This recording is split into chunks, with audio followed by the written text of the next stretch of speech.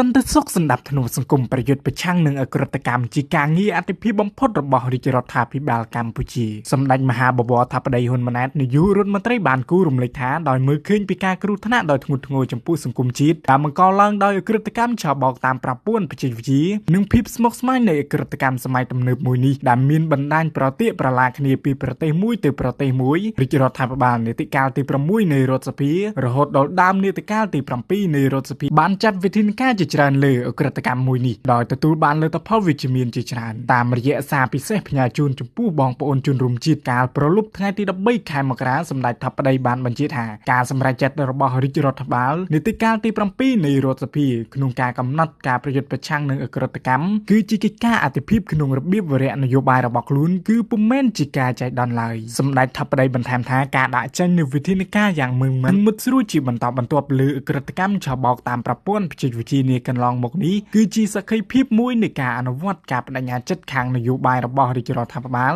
ក្នុងការប្រយុទ្ធប្រឆាំងនឹងអក្រិតកម្មឆ្លងដែនមួយនេះដែលជាក្តីកង្វល់រួមរបស់កម្ពុជាតំបន់និងពិភពលោកបើតាមសម្ដេចថាបតីសន្តិសុខនិងសណ្ដាប់ធ្នាប់សង្គមនិងការប្រយុទ្ធប្រឆាំងនឹងអក្រិតកម្មគឺជាអត្តភាពមួយនៃគោលនយោបាយរបស់រាជរដ្ឋាភិបាលដើម្បីធានាការរស់នៅសុខសាន្តរបស់ប្រជាពលរដ្ឋហើយការប្រយុទ្ធប្រឆាំងនឹងអក្រិតកម្មឆបោកតាមប្រព័ន្ធបច្ចេកវិទ្យាគឺជាចំណុចដ៏សំខាន់នាពេលនេះបន្ថែមទៅលើកិច្ចការខិតខំប្រឹងប្រែងលើកិច្ចការអតិភិបសំខាន់ៗរបស់ជាតិផ្សេងទៀត